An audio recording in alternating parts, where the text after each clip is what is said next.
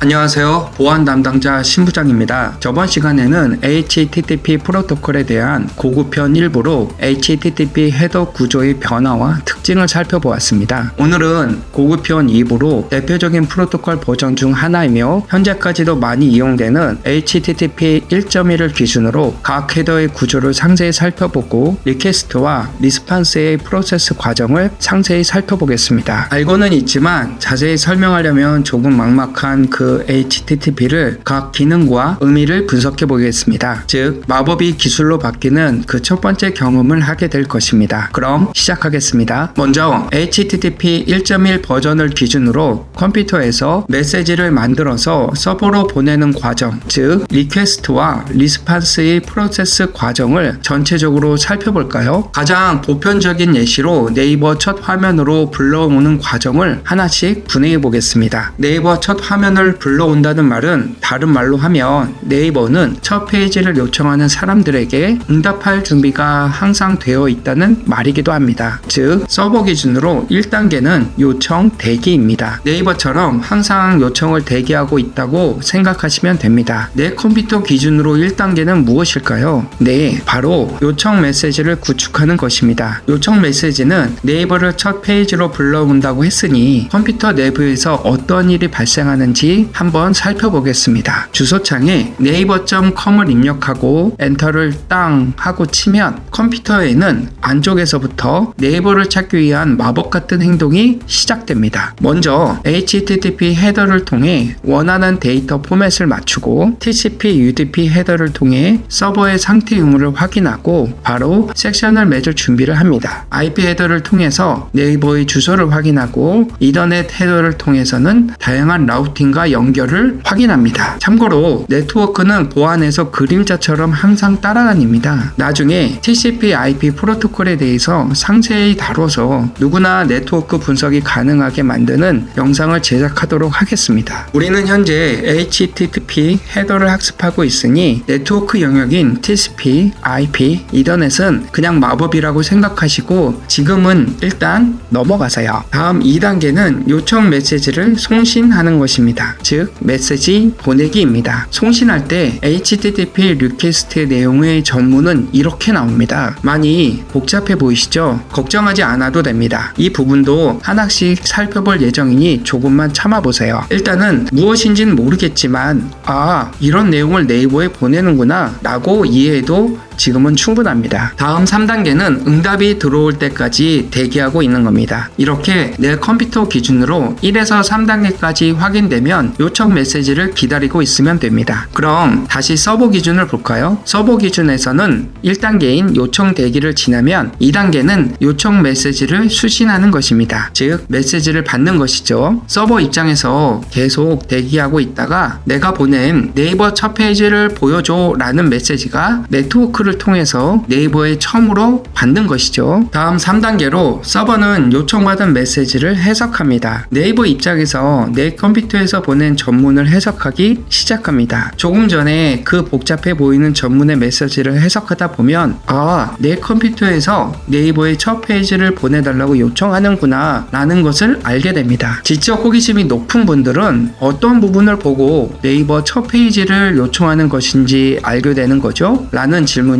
자연스럽게 나올 수 있습니다. 아주 좋은 질문입니다. get 메소드와 호스트 주소, 슬러시, 보통 루트라고 하는데요. 이 부분을 보고 판단하게 됩니다. 왜 이 부분을 보고 이렇게 판단하는지는 나중에 상세히 다시 설명할 예정이니 조금만 기다려주세요. 지금은 전체적인 요청과 응답, 즉 리퀘스트와 리스판스의 과정을 설명하는 것이니 이 과정을 이해하는데 조금 더 집중하시면 됩니다. 다음 4단계는 적절한 어플리케이션 프로그램으로 처리를 위임하는 단계입니다. 전에 올린 영상인 천재들만 알고 있는 웹 구조 방식 종합편을 보시면 아시겠지만 초기 웹은 단순한 HTML 페이지를 보내는 역할로 충분했지만 현대의 웹은 복잡해지고 많은 요구사항 요구사항을 처리하기 위해서 WAS라는 별도의 프로그램이 요청한 페이지를 만든다고 설명했습니다. 바로 이 4단계는 해석된 내용을 바탕으로 WAS에게 네이버 첫 페이지를 만들어줘 라고 요청한 것으로 이해하시면 됩니다. 다음 5단계는 애플리케이션 프로그램으로부터 결과를 취득하는 것입니다. WAS는 네이버 첫 페이지를 만들기 위해서 검색창도 넣고 뉴스, 쇼핑, 로그인창, 배너, 광고, 날씨 등 첫 페이지를 구성하는 다양한 요소, 즉 엘리먼트들을 만듭니다. 즉 WAS가 실질적인 네이버 첫 페이지를 이미 작성된 프로그램의 내용에 맞추어 열심히 만들게 됩니다. 다음 6단계는 응답 메시지 구축을 하는 것입니다. WAS가 만든 네이버 첫 페이지를 네트워크로 통신할 수 있게 메시지를 구축하는 단계입니다. HTTP 헤더를 통해 수신된 내용을 바탕으로 데이터 포맷을 맞추고 TCP, UDP 헤더를 통해 내 컴퓨터의 상태 유무를 확인하고 바로 세션을 맺을 준비를 합니다. IP 헤더를 통해 내 컴퓨터의 주소를 확인하고 이더넷 헤더를 통해 다양한 라우팅과 연결을 확인합니다. 이렇게 구축이 완료되면 7단계는 응답 메시지를送신하는 것입니다. 네트워크 통신할 때 HTTP 리스판스의 내용의 전문은 이렇게 나옵니다. 이것도 많이 복잡해 보이시죠? 걱정하지 않아도 됩니다. 조금 있다가 상세히 확인하겠습니다. 이렇게 7단계로 메시지를 보내면 네이버, 즉 서버의 프로세스는 마무리됩니다. 그럼 다시 내 컴퓨터를 볼까요? 3단계인 대기 상태에 계속 있다가 4단계로 응답 메시지를 수신하게 됩니다. 내 컴퓨터 입장에서 계속 대기하고 있다가 내가 보낸 네이버 첫 페이지를 보여줘 라는 메시지에 서버가 응답하고 메시지 내용을 만들어서 네트워크를 통해서 다시 받게 되는 것이죠. 즉 나의 요청에 대한 응답을 수신하게 됩니다. 이렇게 5단계인 수신 메시지에 대한 해석, 즉 응답 메시지 해석을 내 컴퓨터에서 진행하게 됩니다. 조금 전에 서버가 보낸 그 복잡해 보이는 전문의 메시지를 해석하다 보면 내가 요청한 네이버 첫 페이지에 대한 내용이구나 라는 것을 알게 됩니다. 여기서 상태 코드와 헤더, 바디의 정보를 보고 메시지를 해석하게 됩니다. 아직까지는 컴퓨터 안에서 동작하는 것에 대한 상세한 설명입니다. 즉 우리 눈에는 보이지 않습니다. 그렇기 때문에 우리가 이해할 수 있도록 수신한 내용을 내 컴퓨터의 크롬이나 익스플로러에 맞추어 표현하게 됩니다. 즉 마지막 6단계인 클라이언트의 목적을 달성하기 위해 필요한 처리를 진행하게 됩니다. 바로 우리가 요청한 네이버 첫 화면에 대한 페이지를 내 크롬 화면에서 볼 수 있게 된 거죠. 이 전체적인 과정이 우리가 네이버 첫 페이지를 요청했을 때의 일련의 과정, 즉 리퀘스트와 리스판스의 과정을 간략하게 살펴본 것입니다. 흔히 우리가 인터넷을 한다 라는 것은 지금 설명한 이 과정을 계속 반복하는 것입니다. 요청한 내용과 응답한 내용은 달라져도 전체적인 프로세스는 지금 설명한 부분을 넘지 않습니다. 해당 부분은 통신 과정에 대한 간략한 설명이니 만약 이해가 되지 않았다면 반복적으로 몇 번이라도 보시길 바랍니다. 전체적인 리퀘스트와 리스판스의 프로세스를 봤다면 이제는 HTTP 헤더 구조를 확인해 보겠습니다. 먼저 전체적인 구조는 이렇게 됩니다. 조금 복잡해 보이시죠? 구조적으로 보면 크게 세 가지로 구분할 수 있습니다. 먼저 스타트 라인, 한국어로 요청 라인이라고 하죠. 이 요청 라인은 딱 한 줄로